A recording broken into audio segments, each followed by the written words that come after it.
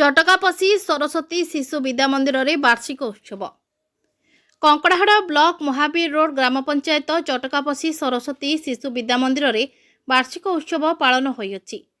विद्यालय परिचालना कमिटी सभापति श्रीकांत साहू सभापतित्व में कार्यक्रम अनुष्ठित होता।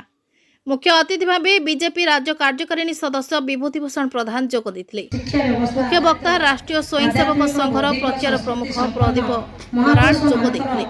सम्मानित अतिथि महावीर रोड सरपंच सुतालीन साहू, विद्यालय परिचालना कमिटी संपादक तरुण देहुरी, बीजेपी महावीर रोड मंडल सभापति कृष्णचंद्र साहू जोग देते। सरस्वती शिशु विद्या मंदिर छात्र छात्री माने विभिन्न प्रतियोगिता रे भाग लेथिबा कृति छात्र छात्री मानकु अतिथि माने पुरस्कृत करथिले।